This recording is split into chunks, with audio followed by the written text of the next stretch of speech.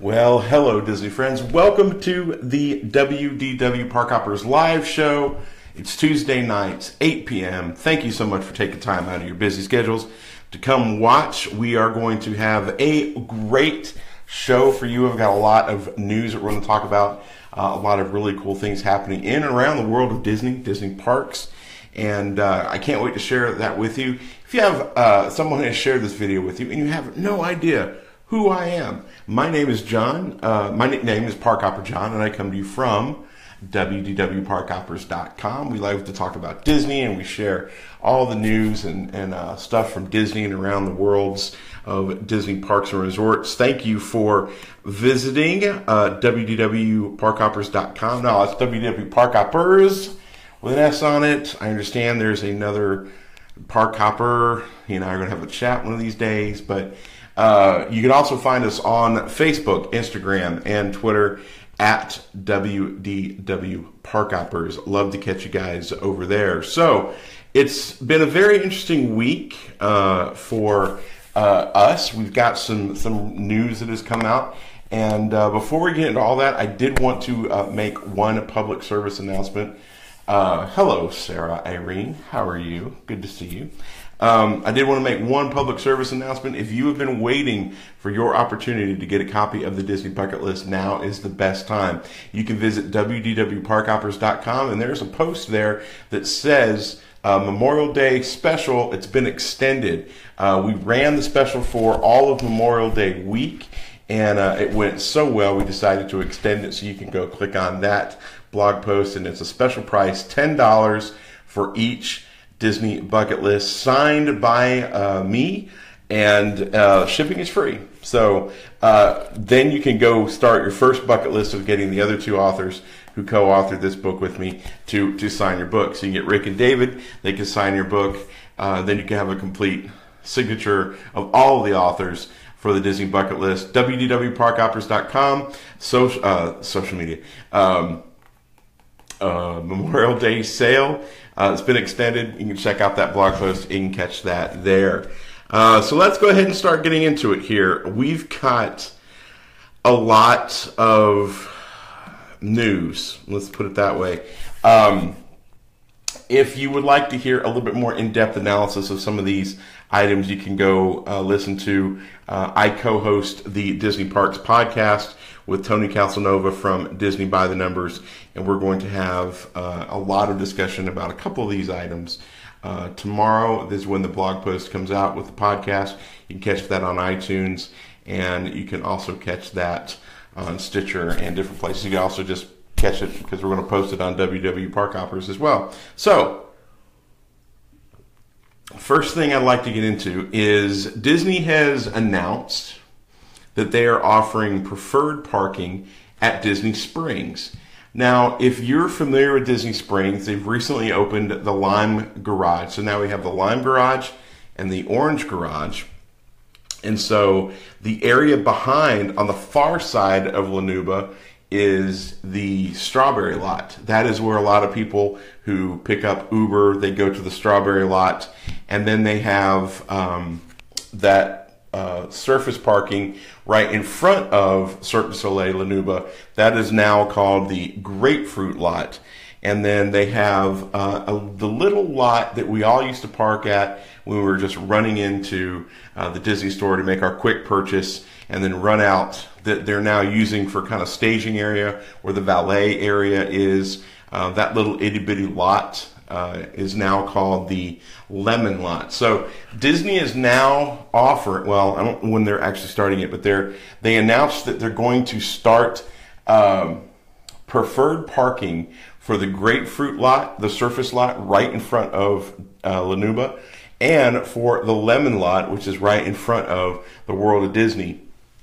And it's going to be $10 to park there. Now, this is very interesting, especially from a local, like an annual pass holder or a local's point of view, because is this the gateway to making people pay for parking at Disney Springs? Now, if you stop and think about it, everywhere you go at Disney Springs, you're kind of, or at Disney, you're paying to park. At a theme park, I don't think you're paying at the water parks, but part of the parking is included in your resort fee that you're paying. So this would be the most logical thing if Disney wanted to start increasing revenue to make people park in these lots, either in the surface lots or in the parking deck.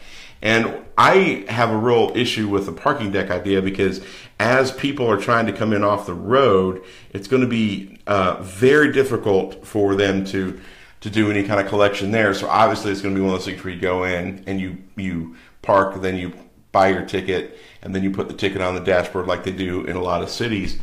I just don't think this is a good idea, because it feels kind of bait and switch.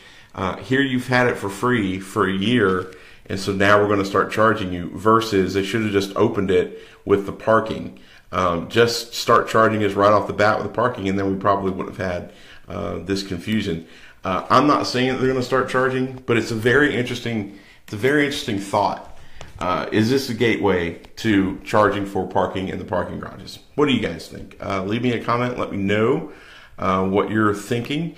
This is one of the areas. Now, the next thing, as my computer is crapping out on me, the next thing is they've got some premium events that you're going to be able to take part in, and one of them is at Epcot. Epcot is now offering for $149 for 1 hour to take a pontoon boat for up to 10 people around Crescent Lake and the World Showcase Lagoon. So you can rent a pontoon now for an extended period of time for a little less, but you can only take the pontoon around Crescent Lake, and you're not able to go into World Showcase Lagoon. Now you'd be able to, you'd have a driver, and they would take you into Showcase Lagoon, drive you around. They would have snacks and all of those things available to you for $149. And you can do that for up to 10 people. Not a bad idea. It certainly doesn't have the same oomph to me as renting a pontoon for, say, a fireworks cruise, because you're only renting it for an hour and you don't get any payoff in the end. To me personally, you have the opportunity to ride around places that you couldn't ride around normally, unless you were taking the friendship while you're inside of Epcot. You could take a ship from Mexico all over to Germany, and then you could take it from Canada around to Morocco. So you're kind of riding in the same area. So it's interesting. If this is exciting, this is an opportunity for you to ride around these areas on a pontoon, kind of like a fireworks cruise, but you only get it for an hour. That's awesome. It's $149. So that's pretty cool. The next thing that they've come up with is a dining package for the Music of Pixar Live, which debuted last week. It was a big hit. Everybody loved it, and they decided to do a package, dinner and show package. I said that twice. A dinner and show package, but what they've done now is they've added breakfast to it. So let me call up here. You can get breakfast now at, let's see, you can get lunch and dinner at the Hollywood Brown Derby for $65 for an adult, $22 for children. You can get lunch and dinner at Mama Melrose for $45 for adults and $18 for children. And then you can go to Hollywood and Vine, and you can have breakfast for $39 for the adults, $25 for kids. Lunch is $52 for adults and $32 for children, and then dinner is $57 for adult and $35 per child, and that's Hollywood and Vine. So that's kind of more economical. But if that's not really kind of your thing, but what that does is that guarantees you a really great seat for the Pixar Live event happening, I think 3 performances during the day, which is kind of cool. You can go for breakfast and then go ride your rides and do all the other stuff that you want to do, and then go catch maybe the early performance of Pixar. That you can hop out and maybe you can get into Fantasmic, or you can see the new projection show that they just snuck in last week. And so that's kind of a cool announcement. Now you can do a breakfast and a Pixar movie package, which is kind of cool. Pixar music package. And then here's the two things that I am wrestling with the most. The Mickey's Not So Scary Halloween Party has been extended to the last 2 or 3 days in August. So you can start going to Mickey's Not So Scary in August, all through September, all through October. And they have tiered pricing. The pricing starts early tier is like $89 and then like $100, and then the week of Halloween, the Halloween night, is like $119. It's expensive. And then the very next night, November 1st, I think it goes back to $99. So you've got tiered pricing depending on which weekend, how close to Halloween. They've done that before, but the pricing has increased dramatically. I think last year, I seem to remember the pricing was like $72. I think they've just increased the prices by at least $10. So that's for Mickey's Not So Scary Halloween Party. And they've done the same thing for the Christmas party. Now, the Christmas party dates are a little bit different and not as expensive. Of course, the closer to Christmas you get, the more expensive the tickets are. They do a slight tier as well. But that's a couple of areas that Disney is really kind of pushing the premium aspect of the tickets for these events. So as someone who would want to go to these events, you really have to process through what makes sense, because some people like to go to the Magic Kingdom during the day in the morning, and then they stay for the Halloween party. So they're basically doing the full day from park open till the end of the night of park close. And if you're planning on doing that, you're basically looking at a couple $100s per person, which to me is kind of one of those things that would deter me from going. The good news is I'm fairly confident that they're going to keep the same system where if you get there at 4 o'clock in the afternoon, you're able to get into the park, which they've traditionally done. I don't see any reason for them to stop doing that. However, with rules and price changes, you never know what they're capable of. But if you were to get these tickets at the tiered pricing, even as late as the Halloween, if you get into the park at 4 p.m., you're still there till midnight or 1. So that's a good 7, 8, 9 hours. You could get a lot done in that time. And it's about the same price as you would pay for a day at the parks. Now, the thing that bothers me is if you're going to Disney, the Magic Kingdom during the day, and you buy your tickets and you have no concept that there's a Halloween party, the park's going to close for you at 7 p.m. No ifs, ands, or buts. And I struggle with that. If I were buying tickets, I would really have a hard time knowing that I'm paying $115 to basically get from 9 o'clock in the morning until 7 p.m. at night. So choose wisely. As you're planning your vacations this year, choose wisely. That's my best suggestion. Let's go to the next thing. So Money Inc., money.com, has basically time.com, their money section, I should say, had an article that came out that was fascinating because it says, and here's the headline: attendance at Disney parks is down for the first time in a decade. And you read that and you're like, what? Because, we're local and we go to the parks and they're full and they're busy.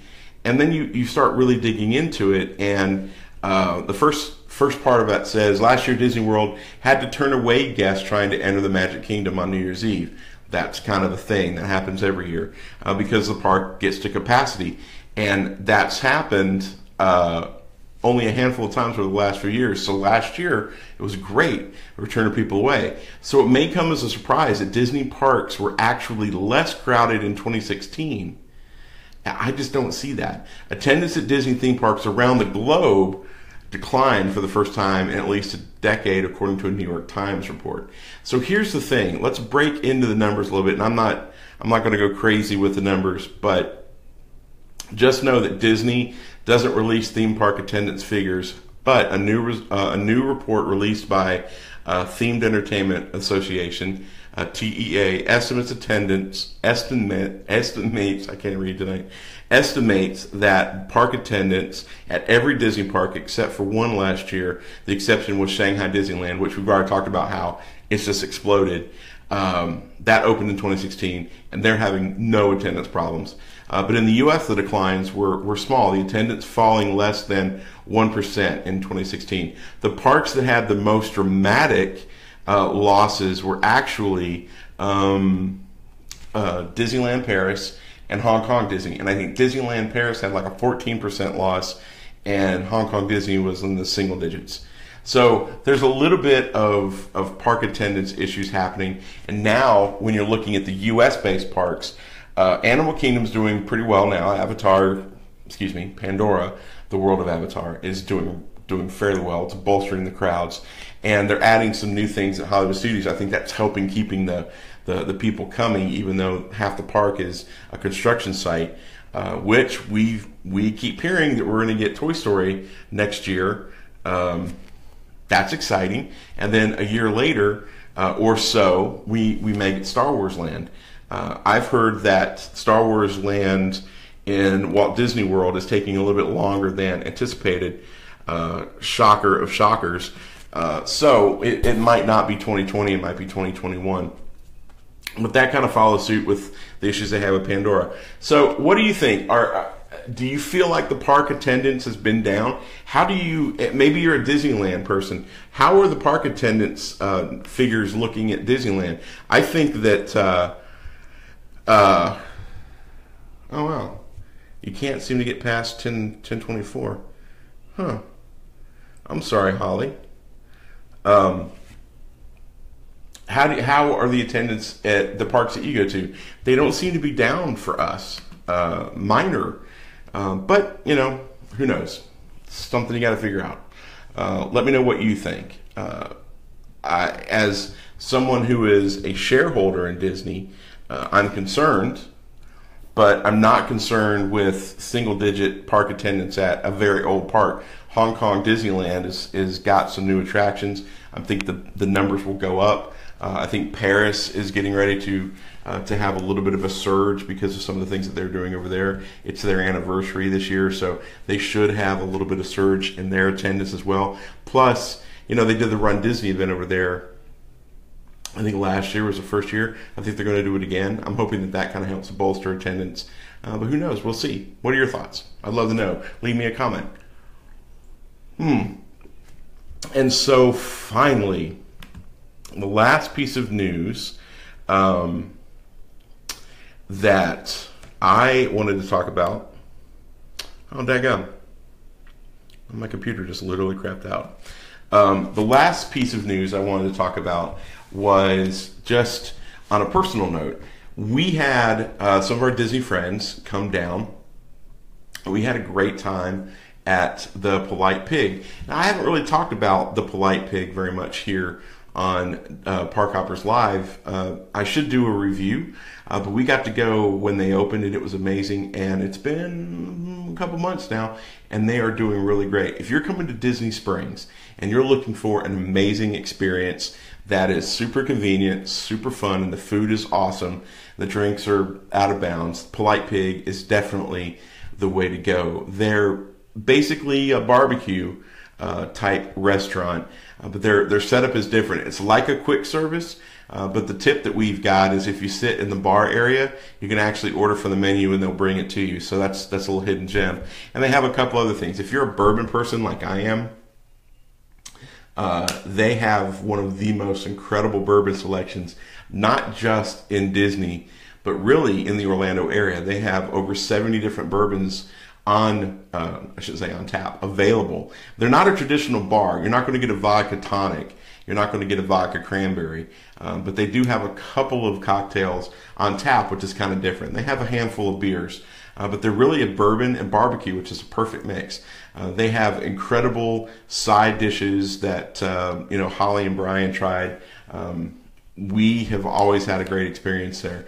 And so I felt like it was important for me to talk about it. As we experienced Disney as a local, I think it's a good idea for us to, tell you for you guys to hear what we experience, so that, when you're planning your next trip, you may think about, hey, I definitely want to go to the Polite Pig. And you should make it something that you plan for, because really, honestly, you're not going to find any better food, especially that style of food, barbecue, brisket.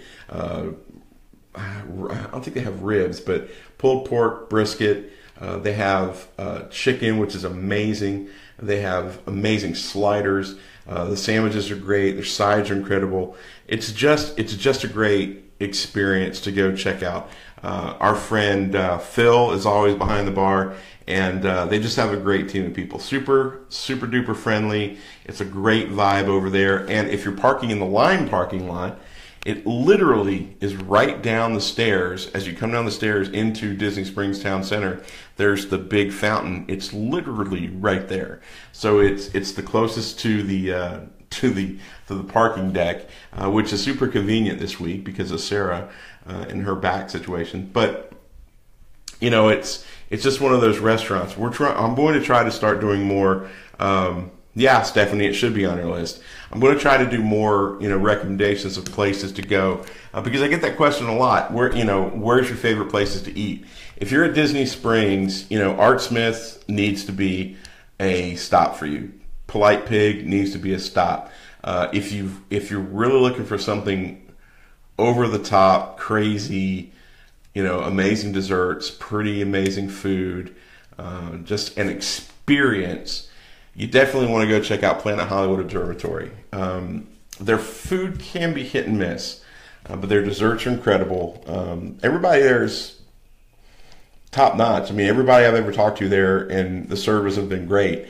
But it's just one of those things where sometimes you get a bad experience. I've been hit and miss a couple times. So we'll do this a little bit more. I'll talk about different places that we like to go as locals on property. But the question that I have is, if you're coming down to Disney a lot and you're trying to explore not only Disney but the surrounding areas, are you interested in learning about places you can go off property for incredible experiences, for food or beverage, or maybe something else? Let me know in the comments. If you just want to keep it straight Disney, that's cool. But I want to be a resource for you guys, not only bringing you news and stuff like that, but bringing you some, what's the word? Recommendations. So you can tell it's the end of the day. Jay, buddy, what's up? Adding to your list since we've been blackout. Yeah. But the thing is, Polite Pig, you don't have to, that's Disney Springs, man. You don't have to be, you can go to Disney Springs and spend the day, even though you guys are blacked out. We're blacked out too, so that's not shocking. And just FYI, if I know, I see Addison's here, and I can't remember Chris. I don't see Chris here. Prizes are coming, I swear. I just haven't taken the time to go to the post office. Please forgive me. But books and prizes are coming, I swear. They're coming soon, I promise you. I apologize about the delay. Yeah, cool. Addison, lots of places we could talk about. So anything that we can do to help, just make sure that you leave a comment. Find us over at www.parkhoppers.com, and find us at Twitter, Facebook, Instagram at WDW Parkhoppers. If you want a copy of the Disney Bucket List, $10. Go to the post. It's right at the top. Should be the first post you come to for Memorial Day sales extended. $10, and shipping is free. All right. And if there's anything else that I would love for you to do, it would be to see you in the parks. We'll see you tomorrow at the Disney Parks Podcast. Take it easy, guys.